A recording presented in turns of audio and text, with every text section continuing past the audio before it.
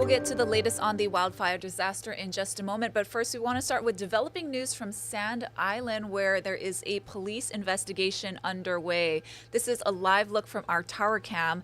HPD, Harbor Police, firefighters, and Honolulu EMS are responding. A photo sent to us from the scene shows authorities around a blue tarp, and a witness tells us a dead body was recovered from the harbor. Now, of course, we're waiting more details from police, and we'll pass them along as we get them. Now we want to go to Maui with the latest on the recovery efforts there. Of course, so many residents have been waiting eagerly to get back into their homes in Lahaina. Here's the latest update on that.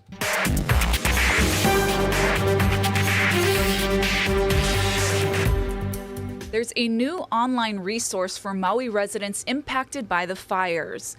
The county launched a new website, Maui Recoversorg.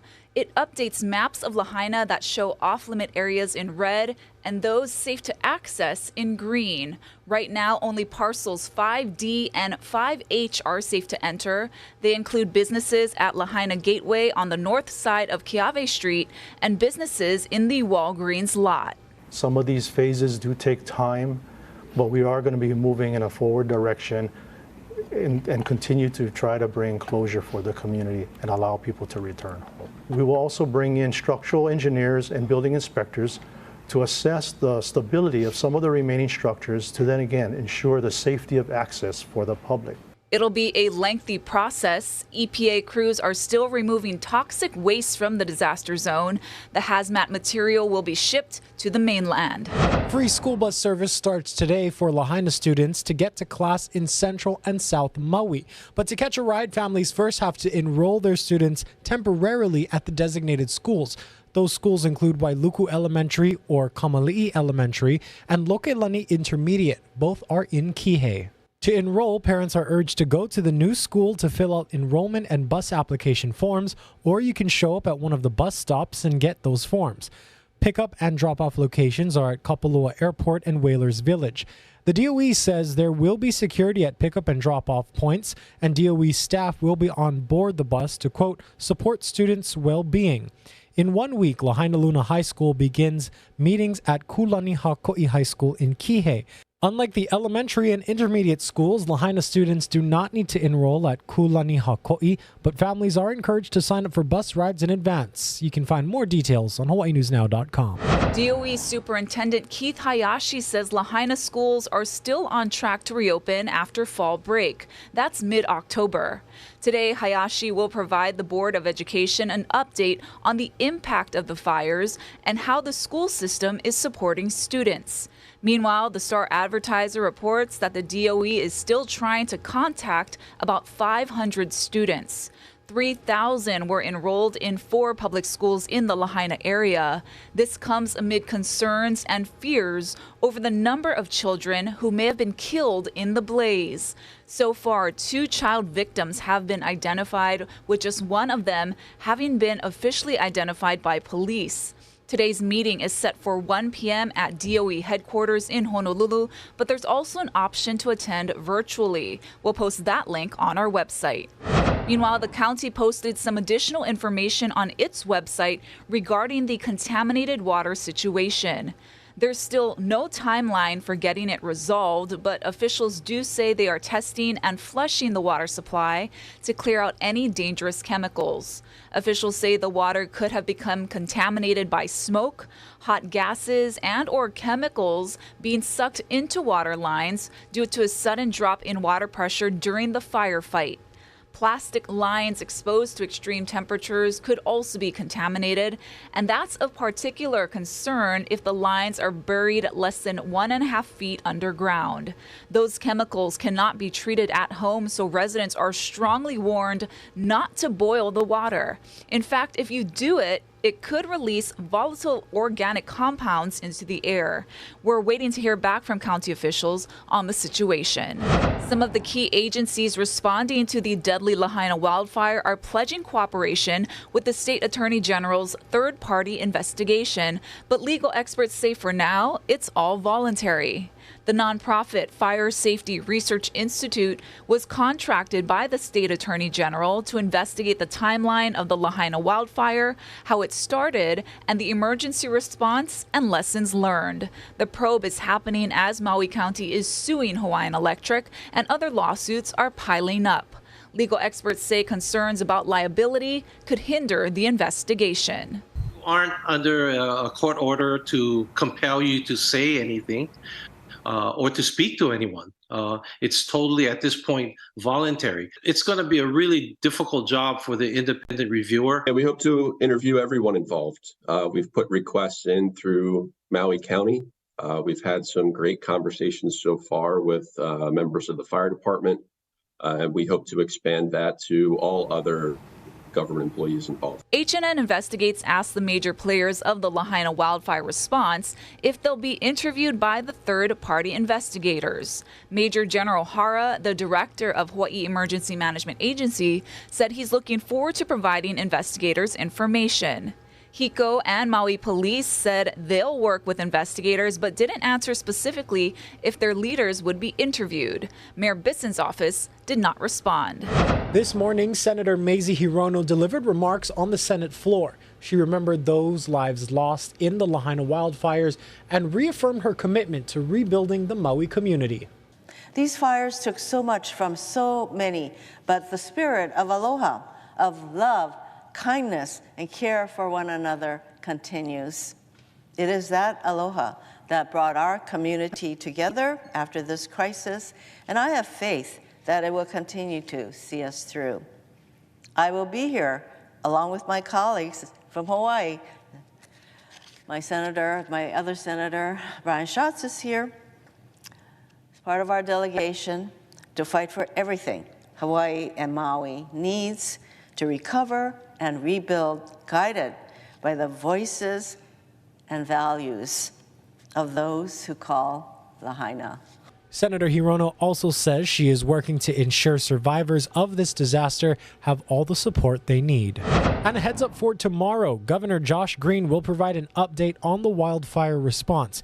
It's the first news conference this week with a state official as we await an updated missing persons list. You can watch it live right here in This Is Now because it's set to happen right at noon. We'll be carrying it live on air as well as all of our digital platforms. Now to a shakeup with the state's ambulance contractor for Maui and Kauai that's putting paramedics and EMTs on edge. Many are worried about the future of their jobs. Yeah, and there's also concerns about the quality of care that the new company will provide when they take over.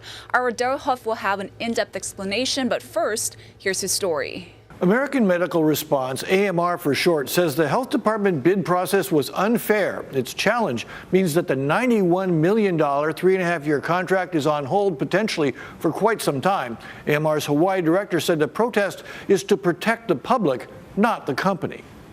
For 44 years, we have proved that we can do it more effectively and more efficiently.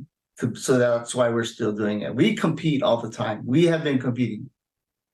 And we don't mind competing when the competition is fair. Less than a month after AMR ambulance crews played what was called a heroic role in the Maui wildfires, the company, its medics, and the health community were stunned to hear that the health department had chosen a new ambulance provider for Maui and Kauai, Falk, which had no track record in Hawaii and had been criticized for falling short in its service in California. And we're very concerned. We cannot afford at this time kind of a reduction in services. The fear for a reduction in ambulance service and the qualifications of staff came out because in the negotiations with the two bidders, the state health department dropped its requirement that every ambulance be staffed by an advanced life support paramedic and equipment, not just an EMT. To respond, Falk told us today, Falk will staff the same number or more ALS units as the current model. I think the public has a lot of questions. If this is in fact going to lead to a reduction in services, again, on our islands where people are so spread apart. AMR is challenging the bid, saying its 44-year record in Hawaii was not part of the bidding equation. They also point out that along with lower standards required for crews, the Maui helicopter ambulance was removed from the contract. I think in the aftermath of Maui's wildfires and the excellent job that the medics at AMR did in that response. It's a lack of respect for what they did and their jobs that they do, because you're creating a disruption in service based on a promise and a paper chase. The health department is refusing to explain its decisions and says that now that the contract is in dispute, it's not allowed to provide any information to the public. The new contract was to take effect at the end of this year. Daryl Huff, Hawaii News Now. And joining us now for an in-depth explanation on this story is our very own Daryl Huff. Daryl, thank you so much for joining us here on This Is Now.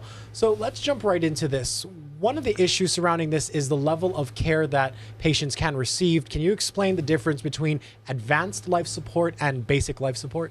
Well, the initials kind of say it all. Advanced life support means you've got a technician in there, a paramedic, who has also specialized equipment for his level of skill. So for one of the things that they can do that an EMT, an emergency medical technician, can't do is he can intubate you. That is, he can put a tube down your throat in an emergency and help you breathe. That's one of the examples I've had. Certain kinds of IVs, certain kind of medications are only within the skill level of an advanced life support unit, which consists of both a highly trained paramedic with advanced life support training, as well as the gear that travels with him or her. Now, some of the explanation surrounding this change in services is a little bit foggy. Can you touch on that? Yeah, I can explain because in a past life I was involved in some of these processes with the health department, specifically the way they do big health-related bids.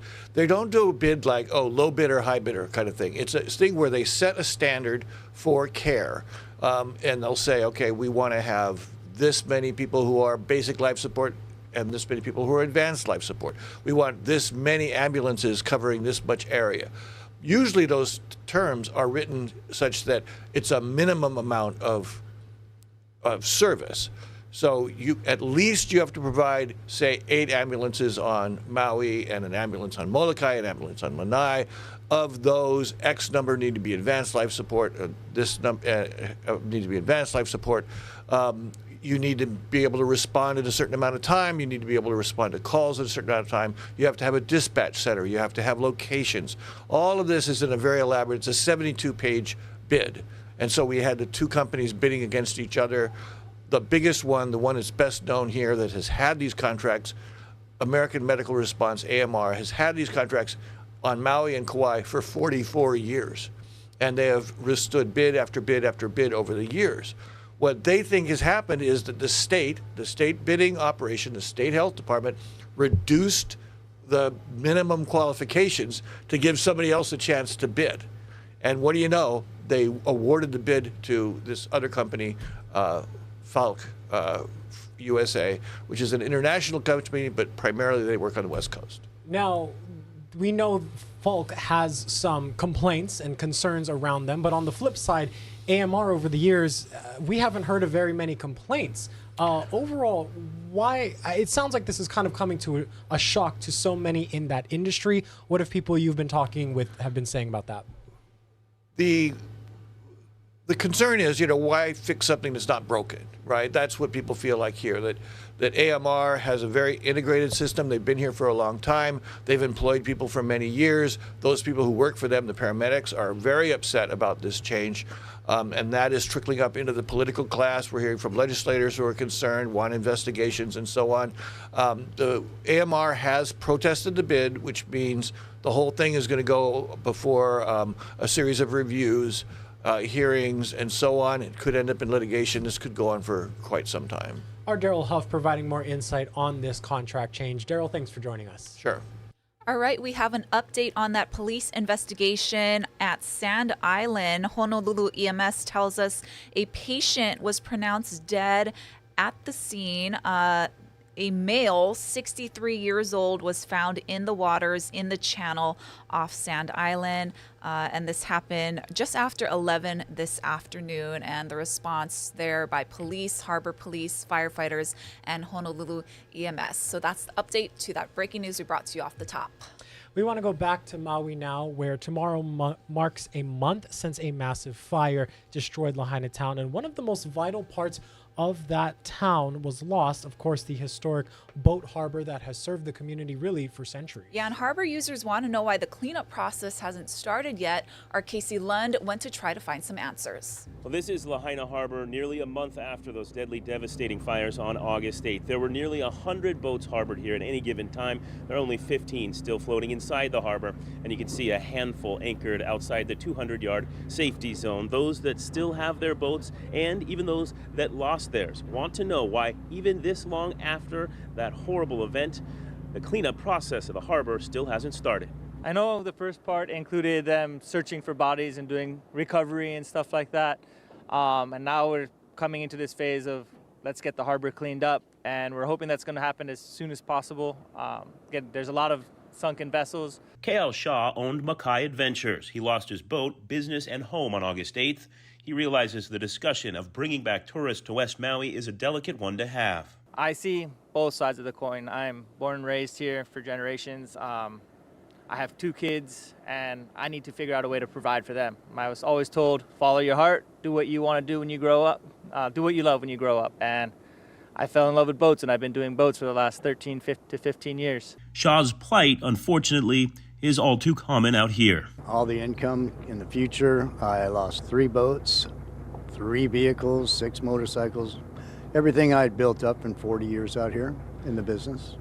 Dan Schaefer owned Kaanapali Ocean Adventures. He took us out on his 25-passenger boat, the only one left in his fleet, because it was anchored at Kaanapali.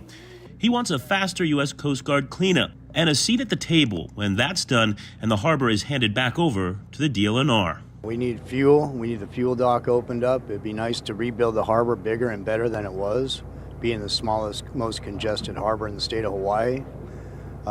We really need to get some tourism back here. Without the Lahaina fuel dock, boats like Dan's have to travel great lengths to fuel up, like Maui Harbor, only adding to their financial hardships. The fuel dock didn't burn up.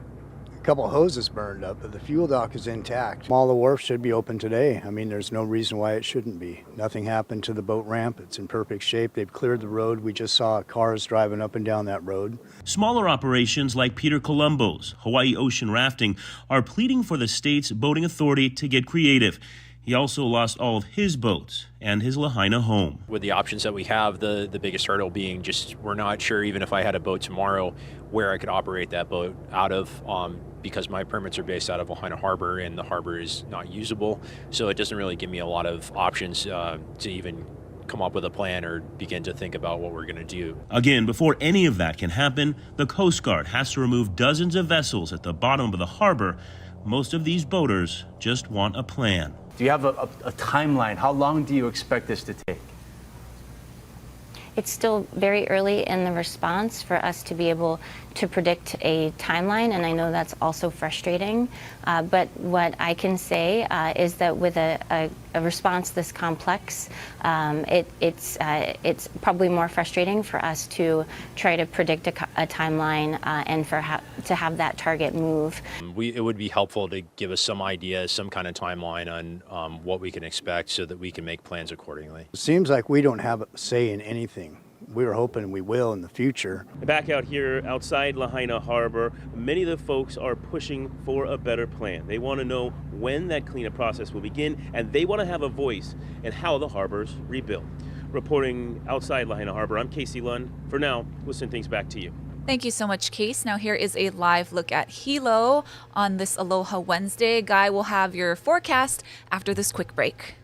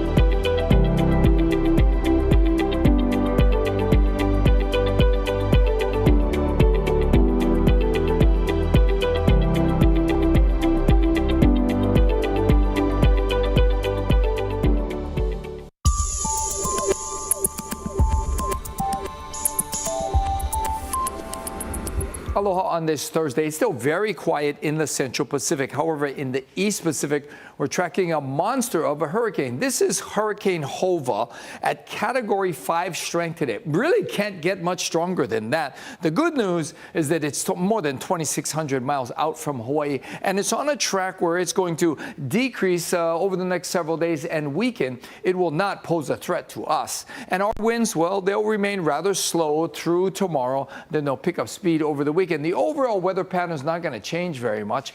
It should be mostly dry today with lots of sunshine during the middle of the day. And then because of those light verb winds in the afternoon, we'll have some cloud buildups around the mountains. And perhaps if we're lucky, we'll get a few spotty showers, but widespread rain not expected. And that great South Shore swell is on the way down. We still have some fun-sized waves, maybe head high in town. And heads up tomorrow, box jellyfish move in as well. But all in all, the weather's going to be very nice for a while. We got humid conditions with these light winds today and tomorrow. And then trade winds over the weekend come back up to speed. They'll be blowing at 10 to 20. And again, widespread rain not expected anytime soon. In news from the feeds, a Los Angeles judge has sentenced actor Danny Masterson to 30 years in prison. He was convicted on 2 counts of rape in June. Those incidents took place in his home between 2001 and 2003. That was the height of his popularity when he was portraying Stephen Hyde in That's 70 Show. Masterson was accused of 3 counts of rape, but the jury was deadlocked on the 3rd case. It was also his 2nd rape trial. The first one ended last November in a mistrial. He pleaded not guilty in both. The hunt for a convicted killer is intensifying in a suburb of Philadelphia. People have wondered how he managed to escape the prison facility, and now new video shows exactly how. CBS's Jared Hill reports. You're watching the moment a convicted killer broke out of a Pennsylvania jail 1 week ago. With his hands and feet stretched between 2 prison yard walls, 5-foot-tall Danilo Cavalcante shimmies up to the roof and out into the community. The acting warden says a guard on duty was supposed to be watching. The tower officer did not observe nor report the escape. The escape was discovered as part of the inmate counts that occurs when inmates come in from the exercise yard. Nearly an hour after his escape, that tower officer now on leave. It's the 2nd time this year an inmate has escaped from the Chester County facility. I just wish that they would catch him and also let us know why there have been 2 people since May that escaped from that prison. As that investigation continues, the manhunt for Cavalcante intensifies. This morning, hundreds of officers and federal agents are combing through yards, checking cars, even a train, trying to track him down. State police say he was last seen Tuesday night, still within the search area, and there have been 7 confirmed sightings since he broke out. We continue to increase the number of personnel assigned as conditions dictate. As frustration and worry grow among neighbors. Just kind of taking it day by day, even, hour by hour. 2 Pennsylvania school districts have canceled classes. Jared Hill, CBS News. A policy change at the... All right, time for some good news. So Gatorade has a new beverage, and it's one you're already quite familiar with. It's water. So the PepsiCo brand is releasing Gatorade water next year. The company says it's an electrolyte-infused, unflavored water with a 7-step filtration process. It contains alkaline to enhance its pH levels. Experts say there's no evidence, though, confirming that this functional water has these alleged health benefits. Water. Yummy. If you don't want water, you can go ahead and get yourself this. Wendy's is throwing their name into the pumpkin spice game. The fast food chain is experimenting with, of course, making a pumpkin spice flavored Frosty. Yum. Ash, what do you think? Yes. Yeah? See, I'm not super big on pumpkin spice flavored things. Oh, I am, and I love Frosties. Yes. I could go for the good old regular Frosty right now. This marks the 6th flavor for the Frosty, and of course, their originals are still there, chocolate, vanilla, as well as the limited flavors of peppermint, strawberry, and birthday cake. Right. So maybe you can get that on your lunch break. Have a great day, everyone.